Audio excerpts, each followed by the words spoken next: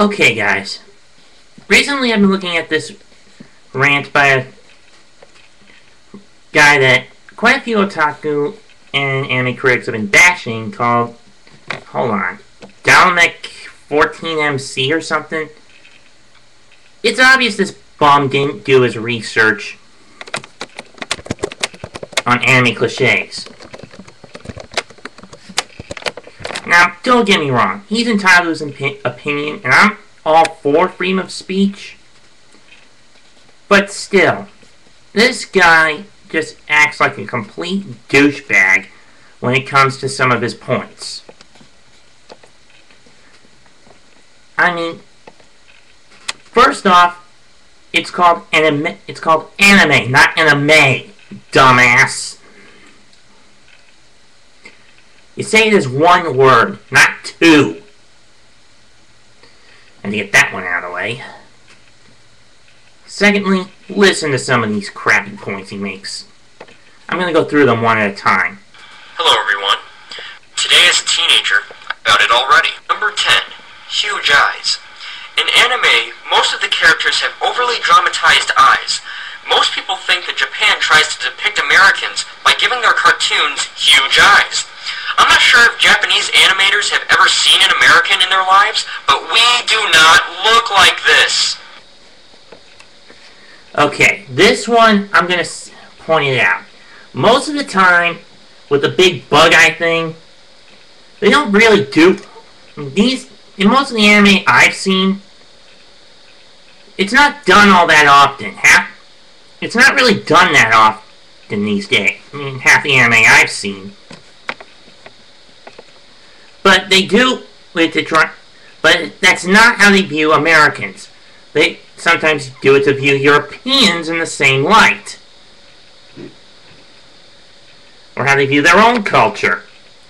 Of course, the only anime that would go against that argument you just made, stupid, go watch Red Garden. Then you'll know what the Japanese think us Americans look like.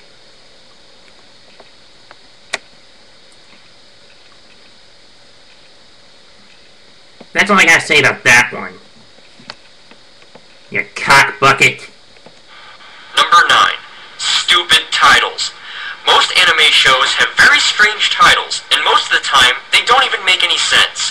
Fooly Cooly, Samurai Champloo, I mean, what's up with that? Sometimes, they are so uninspired that they're just copies of movie titles. Full Metal Panic and Full Metal Alchemist? Yeah, right. How about Full Metal Jacket? And speaking of Fooly Cooly, and speaking of rip-offs, who the hell does this look like? Oh no, Okay. Now in terms of the stupid titles, on the ones you showed, Naruto, it basically means fish cake. I don't get how that makes in Japanese. I don't know how that makes sense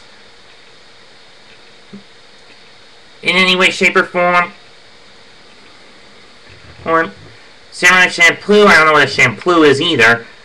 But Full Metal Panic and Full Metal Alchemist were not meant to rip off Full Metal Jacket. I've never even seen that movie. Not that I'd ever want to.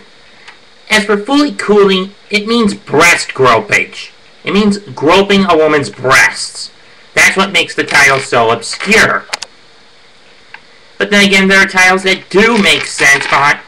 anime titles that have some logic behind their name, behind their titles. For example, Elfen Lied. That's not a Japanese title, it's actually German for elf song based on the poem of the same title.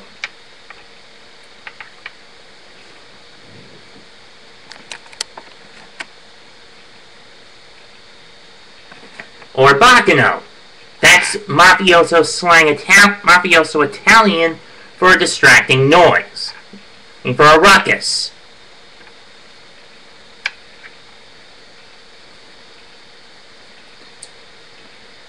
Or Samurai 7, that's a loose play on the legendary movie Seven Samurai. Learn your facts, stupid. And besides, the Full Metal part in Alchemist Oh, I don't know, maybe that's because Ed's got fucking auto male metal prosthetic limbs and his brother's stuck in a suit of iron armor!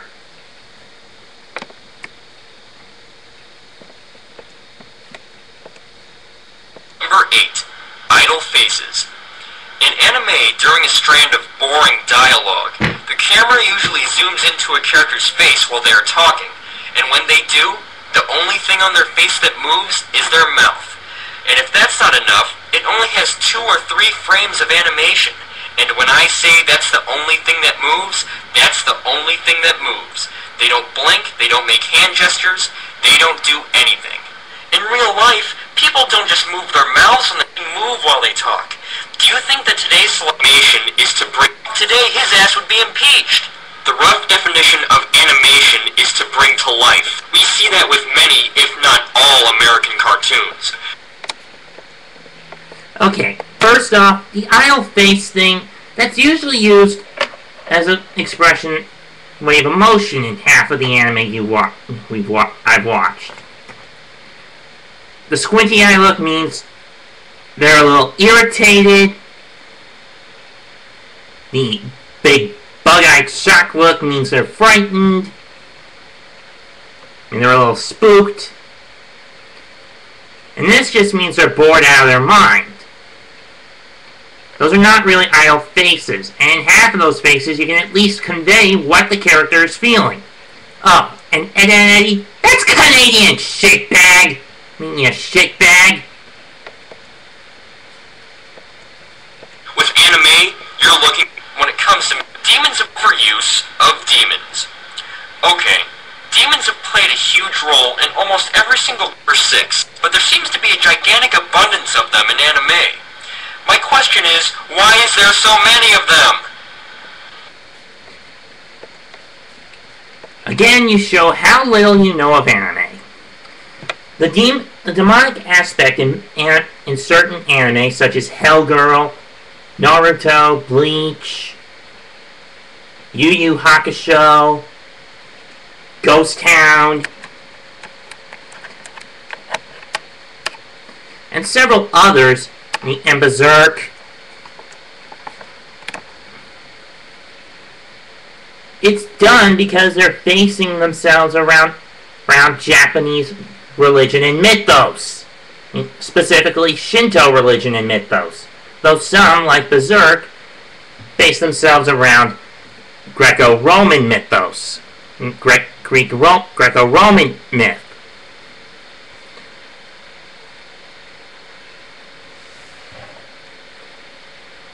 They're not meant to go strictly with Christian symbolism, you pinhead, and you pinhead wannabe. You're about as uninspiring as every time Jason Voorhees kills somebody in each of his shitbasket movies. Nothing against Friday the 13th fans. Number 6. Too much gore. Occasionally, someone dies in anime. That's alright, but they don't just die. Oh no, an old faithful of blood shoots out of them. I've never seen someone disemboweled, and I hope I never do. But I can tell you one thing, this will never happen. Okay, if you hit a certain vital pressure point on the human body, then yes, spouting a geyser of blood, the victim spouting a geyser of blood will happen. Watch Fist of the North Star, doofus. As for the gore, it's put in there for shock value. How irritatingly dense and thick-headed are you, anyway? Hey, you stupid fuck. Sure, you might get shot in the heart and have blood pouring out of your body. But in anime, they practically explode from a single stab wound. Number 5. Obsession with cleavage. Cartoons have always had their own types of... not including hentai. Okay, this one I will give him.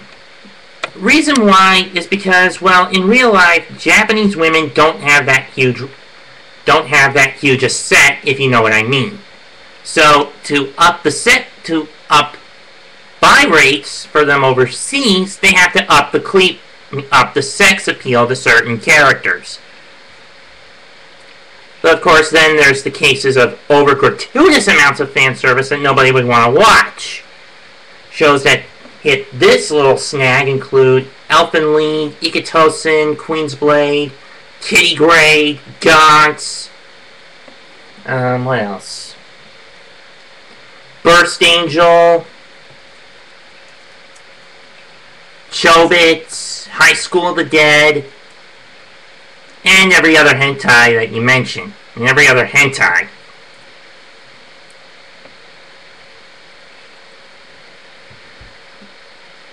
That kind of amount of fan service I can't tolerate. If it's done for means of comedic timing of a slapstick device, like in, say, Round the One Half, then I'm okay with it.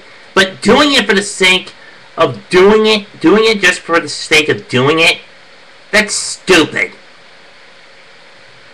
Heck, half of the anime studio Gonzo's done and had this problem. But I don't complain about it as much because I've never seen more than half of them. Moving on. Anime has to hold the record for the most boob shots ever. We are humans. This one is number 4. Lack of animation. This one is similar to number 8 on the animation list, but this one focuses on Japan using no animation to fill in the time slot. Just look at how much... Okay. No animation? Okay, I'll admit some of the anime are stiff in terms of their movement, in terms of their design and animation flaws. But the point behind their having some anime... There is a good bit of animation. You just gotta look hard enough to see it, shit biscuit. I'm not even gonna further comment on this one. I'm running out of time. Filler, this one scene from Phoenix, but that had to... Standing there? Alright, finally some anime. This is the same thing as number 6, but that had to do with the blood and the guts. This one has to do with the actual deaths. What do you think most people would do after seeing someone get disassembled, to get ripped to pieces? They mourn over the top. They would do an over the top mourning for the victim.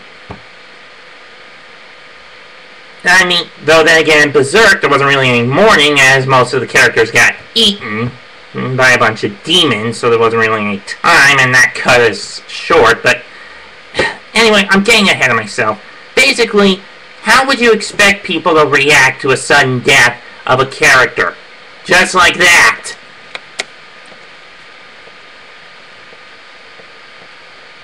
Bizarre characters. I'm not going to spend too much time on this one because you all know how weird anime can get. But characters range from teddy bears to Hitler. Okay, where did you get the Hitler photo? An Excel Saga episode? Jeez, this guy is so stupid. Yeah, some characters range from bizarre to cute to relatable to frightening to bland to pains in the asses. If I were to rate you, bub, you're a definite pain in my ass. Since I'm running short on time, I'm just going to mention his last one, which is Death of Children. But what do you expect? Most people don't really give two shits if in anime don't really give that much thought if an adult dies. But if a child dies or an animal gets killed off, then you know there's going to be some sort of bit of agony. I mean, then you know the audience is going to feel a bit of shock to it, and they'll also want to cry a bit of buckets. And a few buckets full of tears.